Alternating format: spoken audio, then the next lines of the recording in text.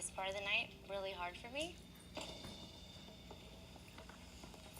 I want you also to know that if you don't get a roast tonight, it is nothing personal. Everyone has been so amazing to me, but the reason why this night was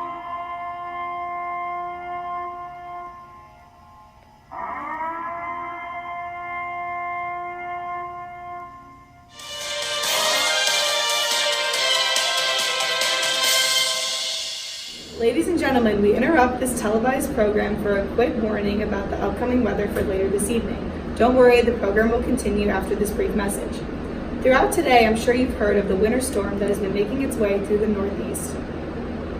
Our problem continues this evening with Winter Storm Frosty, with winds reaching up to 55 miles per hour and already a foot of snow accumulated on the ground. This one's going to be one for the books. Let's take it over to Zan, who is live at the scene in downtown Syracuse, New York. Zan, how's it looking over The there? moisture from the ground is rising up into the clouds, causing the wind to be below freezing, which is adding to the likelihood of this winter storm, as you can see.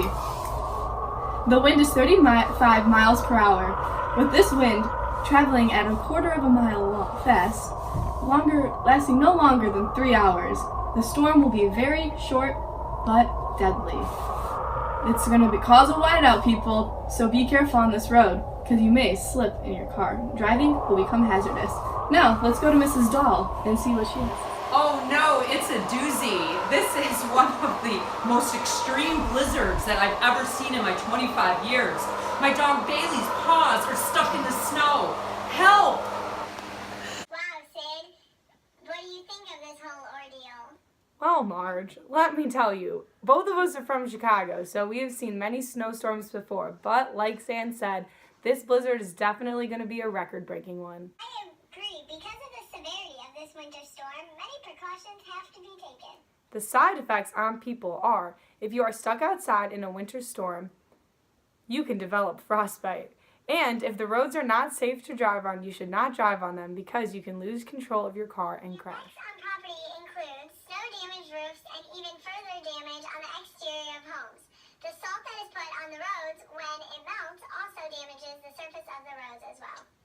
The weather can also have an extreme effect on our economy. For example, in 2014 and 2015, an average of $9 million was spent on snow removal alone. On the bright side, however, preparing for a large disaster like a winter storm helps increase sales for emergency supplies.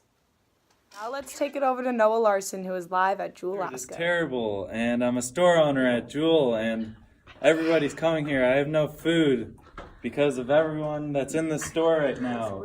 It's so crowded, and I'm running out of food and running out of money, and I'm going to have no kids to support with money. Along with the harmful effects on the economy, a winter storm can also bring many harmful effects on the environment.